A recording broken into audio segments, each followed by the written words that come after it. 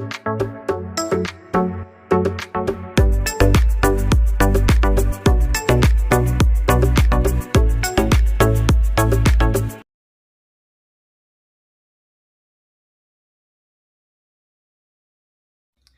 Morning all, ഏവർക്കും study Nifty മലയാളത്തിന്റെ daily market ന്യൂസിലേക്ക് സ്വാഗതം. ഇന്ന് മെയ് 15 ബുധനാഴ്ചയാണ്. ഇന്നലെ യുഎസിലെ 3 മാർക്കറ്റുകളും പോസിറ്റീവിലാണ് ക്ലോസ് ചെയ്ത്. നാസ്ഡാക്ക് പുതിയ ഓൾ ടൈം ഹൈ ടച്ച് ചെയ്തിരിക്കുന്നു. ഇന്നലെ യുഎസിൽ നിന്നും പ്രൊഡ്യൂസർ പ്രൈസ് ഇൻഡെക്സ് ഡാറ്റ പുറത്തു വന്നു. പ്രതീക്ഷിച്ചതുപോലെ നല്ല ഒരു ഡാറ്റ ആയിരുന്നില്ല പുറത്തു വന്നത്. എന്നിരുന്നാലും ആ ഡാറ്റയ്ക്ക് ശേഷം യുഎസ് ഫെഡ് പ്രസിഡന്റ് ജെറോം പവലിന്റെ സ്പീച്ചാണ് യുഎസ് മാർക്കറ്റുകൾക്ക് തുണയായത്. ഇതുകൂടാതെ യുഎസ് 10 ഇയർ ട്രഷറി ബോണ്ട് ഈൽഡുകളിൽ ഒരു ഇടിവ് കണ്ടു. 4.45 ഇടിഞ്ഞു. ഡോളർ ഇൻഡെക്സും ഇടിയുകയുണ്ടായി. ഇന്ത്യൻ മാർക്കറ്റിലേക്ക് വന്നാൽ WPI ഡാറ്റ ഇന്നലെ പുറത്തു വന്നിരുന്നു. മാത്രമല്ല MSCI ഇൻക്ലൂഷൻസും ഉണ്ട്. അത് എല്ലാം നമ്മൾ മാർക്കറ്റ് ന്യൂസിൽ പറയുന്നുണ്ട്. എല്ലാ വാർത്തകളിലേക്കും വരാം. കൂടാതെ നമ്മുടെ ലൈവ് സ്റ്റാർട്ട് ചെയ്യുന്നത് രാവിലെ 10 മണിയോടുകൂടിയാണ്. 10 മണി മുതൽ 3:30 വരെ ലൈവ് ഉണ്ടായിരിക്കും. അപ്പോൾ ഒരുപാട് സുഹൃത്തുക്കൾക്ക് നമ്മുടെ ലൈവ് കാണാൻ കഴിയാത്ത ആളുകളുണ്ട്. നിങ്ങൾക്ക് ഞങ്ങളുടെ എഡ്യൂക്കേഷണൽ വ്യൂസ് രാവിലെ 9 മണി മുതൽ തന്നെ ലഭിക്കണമെന്നുണ്ടെങ്കിൽ തൊട്ടുമുകളിൽ ഇവിടെ കൊടുത്ത വാട്സപ്പ് നമ്പറിൽ ഞങ്ങൾക്ക് മെസ്സേജ് അയച്ച് ഞങ്ങളുടെ ടെലഗ്രാം ഗ്രൂപ്പിൽ ജോയിൻ ചെയ്യാവുന്നതാണ്. ഇനി നമ്മുടെ വീഡിയോ ആരും ലൈക്ക് ചെയ്യാൻ മറക്കരുത്. ഇപ്പോൾ തന്നെ ലൈക്ക് ചെയ്യുക. ആദ്യത്തെ സെഗ്മെന്റിലേക്ക്.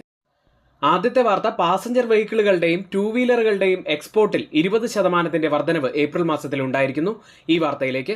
ഏപ്രിൽ മാസത്തിൽ കയറ്റുമതിയിൽ ഒരു കുതിച്ചുചാട്ടം ഉണ്ടായതായി society of Indian automobile manufacturers അറിയിച്ചു. പാസഞ്ചർ വാഹന കയറ്റുമതി വർഷം തോറും 21.1% വർദ്ധിച്ച് 49,563 യൂണിറ്റായി. ഇരുചക്ര വാഹന കയറ്റുമതി 24.3% വർദ്ധിച്ച് 3,20,877 യൂണിറ്റുമായി. വ്യവസായ പ്രമുഖർ ചൂണ്ടിക്കാണിക്കുന്നത് പോലെ സമീപകാല മാസങ്ങളിൽ കയറ്റുമതി വിപണിയിൽ ഒരു തിരിച്ചുവരവ് ഉണ്ടായിട്ടുണ്ട് എന്ന് കാണാം. പ്രമുഖ 2 വീലർ മാനുഫാക്ചററായ ഹീറോ മോട്ടോകോപ്പിന്റെ CEO നിരഞ്ജൻ ഗുപ്ത പറഞ്ഞിരിക്കുന്നത്, നേപ്പാൾ, മെക്സിക്കോ, നൈജീരിയ തുടങ്ങിയ രാജ്യങ്ങൾ അവർ ഹൈലൈറ്റ് ചെയ്ത് കാണുന്നു. നല്ല സാധ്യതകളാണ് ഈ രാജ്യങ്ങളിൽ അവർ കാണുന്നതും. ഏതായാലും 2 വീലർ പാസഞ്ചർ വെഹിക്കിളുകളെ സംബന്ധിച്ച് പോസിറ്റീവായ ഒരു വാർത്ത തന്നെയായിരുന്നു. ഇന്നലെ ഇന്ത്യയുടെ WPI ഇൻഫ്ലേഷൻ ഡാറ്റ പുറത്തു വന്നിരുന്നു.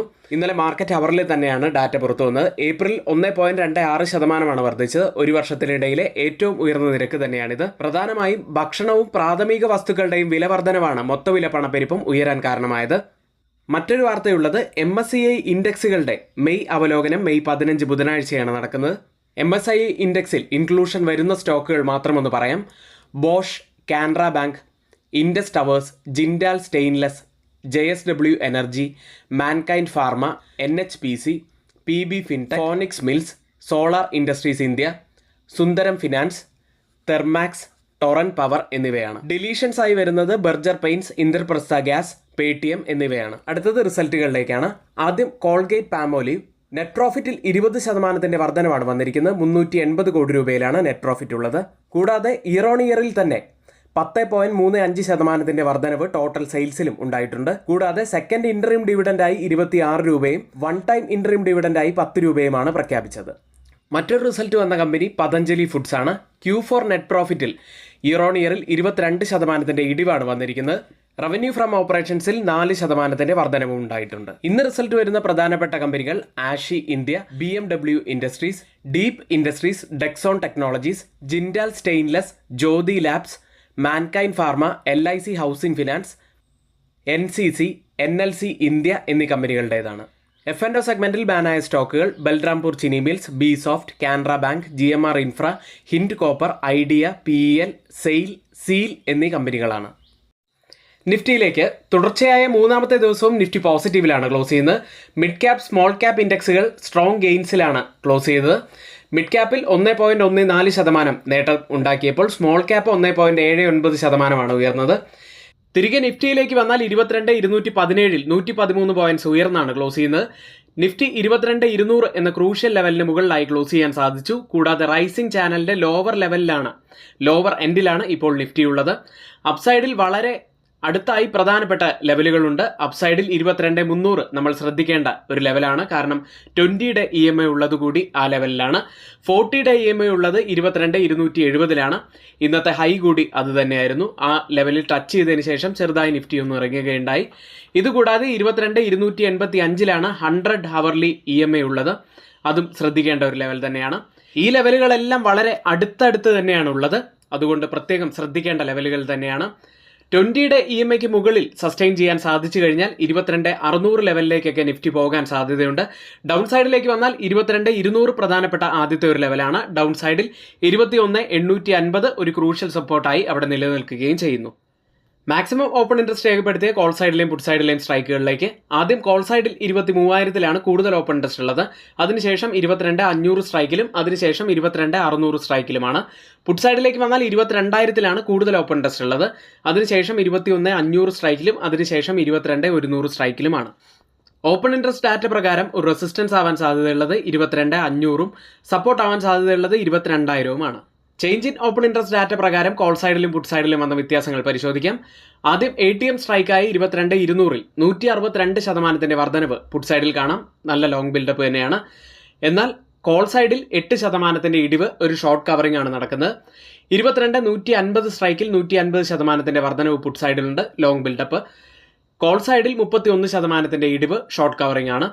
22,250 സ്ട്രൈക്കിൽ 476% വർധനവ് പുട്ട് സൈഡിലുണ്ട്, ലോങ് ബിൽഡപ്പ് തന്നെയാണ്.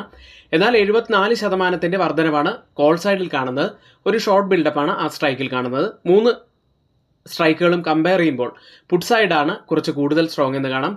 പുട്ട് സെല്ലേഴ്സ് കുറച്ച് കൂടുതൽ സ്ട്രോങ് ആയി നിൽക്കുന്നു. ബാങ്ക് നിഫ്റ്റിയിലേക്ക് 47,859-ൽ 105 പോയിന്റ്സ് ഉയർന്നാണ് ക്ലോസ് ചെയ്യുന്നത്. അപ്സൈഡിൽ 48,000 ഒരു ക്രൂഷ്യൽ ലെവലാണ് എന്ന് നമുക്കറിയാം. കൂടാതെ 48,110-ലാണ് 20-യുടെ EMI ഉള്ളത്. അതുകൂടി നമ്മൾ പ്രത്യേകം ശ്രദ്ധിക്കേണ്ട ഒരു ലെവൽ തന്നെയാണ്. ബാങ്ക് നിഫ്റ്റിയുടെ മാക്സിമം ഓപ്പൺ ഇൻട്രസ്റ്റ് രേഖപ്പെടുത്തിയ കോൾ സൈഡിലെയും പുട്ട് സൈഡിലെയും സ്ട്രൈക്കുകൾ നോക്കാം. ആദ്യം 49,000-ലാണ് കൂടുതൽ ഓപ്പൺ ഇൻട്രസ്റ്റ് ഉള്ളത്. അതിനുശേഷം 48,000-ലും അതിനുശേഷം 48,500 സ്ട്രൈക്കിലുമാണ്. പുട്ട് സൈഡിൽ 46,500-ലാണ് കൂടുതൽ ഓപ്പൺ ഇൻട്രസ്റ്റ് ഉള്ളത്. അതിനുശേഷം 46,000-ലും അതിനുശേഷം 47,000-ലുമാണ്. ഓപ്പൺ ഇൻട്രസ്റ്റ് ഡാറ്റ പ്രകാരം ഒരു റെസിസ്റ്റൻസ് ആവാൻ സാധ്യതയുള്ളത് 48,000-ഉം സപ്പോർട്ട് ആവാൻ സാധ്യതയുള്ളത് 47,000-ഉമാണ്. ഇന്ത്യ വിക്സിലേക്ക് അങ്ങനെ കാത്തിരുന്ന് ഇന്ത്യ വിക്സ് ഇടിഞ്ഞു.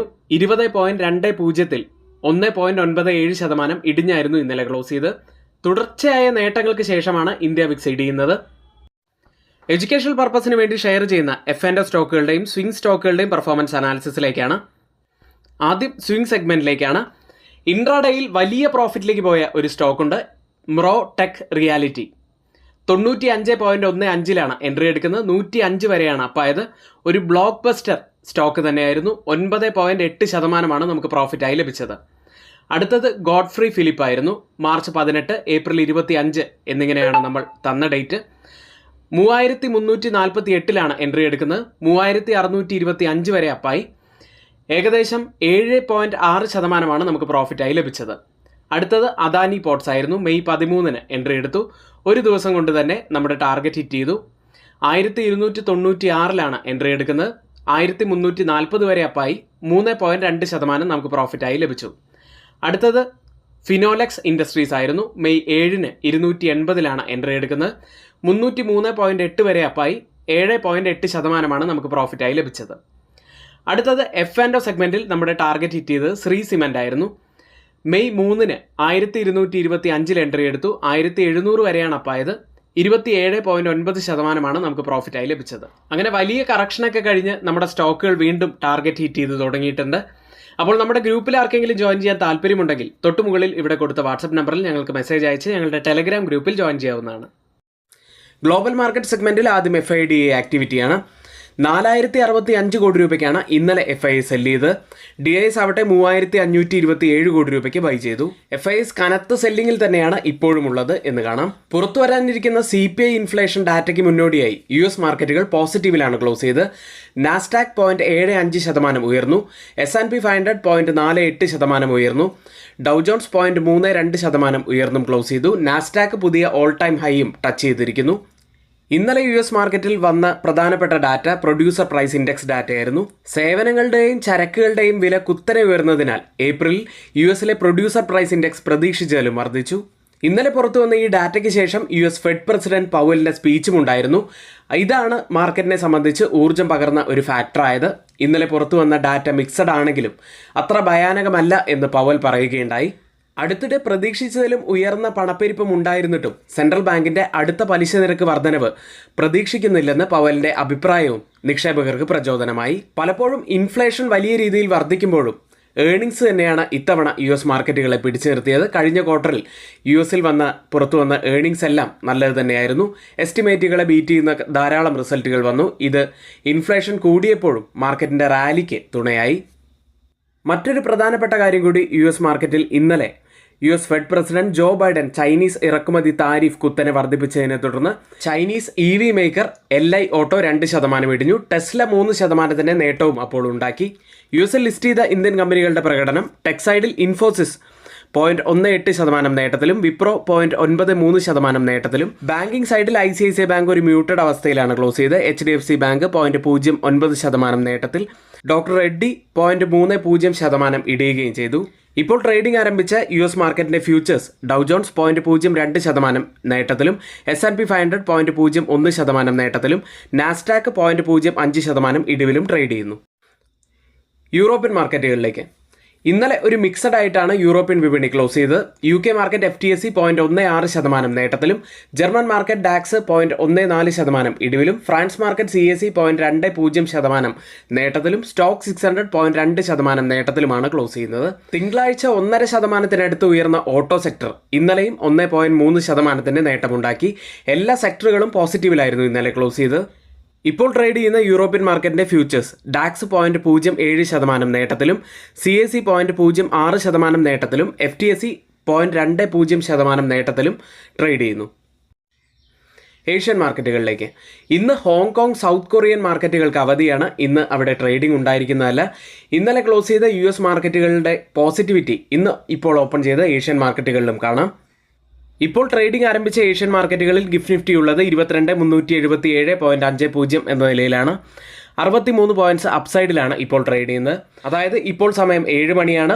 ഇപ്പോഴത്തെ ഈ ഒരു നില വെച്ച് നമ്മുടെ മാർക്കറ്റിൽ ഒരു ഓപ്പണിങ്ങിന് സാധ്യതയുള്ളത് 65 മുതൽ 75 പോയിന്റ്സിന്റെ ഒരു ഗ്യാപ്പ് അപ്പ് ഓപ്പണിങ്ങിന് സാധ്യതയുണ്ട്. ജപ്പാൻ മാർക്കറ്റ് നിക്കി ഇപ്പോൾ 0.42% നേട്ടത്തിലാണ്. സിംഗപ്പൂർ മാർക്കറ്റ് 0.39% ഇടിവിലും ട്രേഡ് ചെയ്യുന്നു. തായ്വാൻ മാർക്കറ്റ് 1% നേട്ടത്തിലാണ് ഉള്ളത്. ഓയിൽ പ്രൈസുകൾ ഇന്നലെ US നിന്നും പുറത്തു വന്ന ഇൻഫ്ലേഷൻ ഡാറ്റയ്ക്ക് ശേഷം ഓയിൽ പ്രൈസുകൾ ഇടിയുകയുണ്ടായി. 1% മുകളിലാണ് ഇന്നലെ ഇടിഞ്ഞത്. ഇപ്പോൾ ബ്രന്റ് ഉള്ളത് 82.64 എന്ന നിലയിലാണ്. 0.19% നേട്ടത്തിലാണ് ട്രേഡ് ചെയ്യുന്നത്. WTI ഉള്ളത് $78.31 പെർ ബാരൽ എന്ന നിലയിൽ 0.37% ഉയർന്നാണ് ഇപ്പോൾ ട്രേഡ് ചെയ്യുന്നത്. ഇന്ന് നമ്മൾ ശ്രദ്ധിക്കേണ്ട ഏറ്റവും പ്രധാനപ്പെട്ട കുറച്ച് വാർത്തകൾ ഏറ്റവും ഓതറൈസ്ഡ് ആയിട്ടുള്ള സൈറ്റുകളായ money control, mint, Reuters, BBC തുടങ്ങിയ മാധ്യമങ്ങളിൽ നിന്ന് എടുത്തിട്ടുള്ളതാണ്. മറ്റുള്ളവയെല്ലാം നമ്മുടെ വ്യൂസ് മാത്രമാണ്. ഒരിക്കലും അത് റെക്കമെൻഡേഷൻ ആയിട്ട് ആരും തന്നെ എടുക്കരുത്. എങ്കിൽ ഇന്നത്തെ വീഡിയോ ഇവിടെ പൂർത്തിയാവുന്നു. നാളെ വീണ്ടും കാണാം. ഏവർക്കും നന്ദി.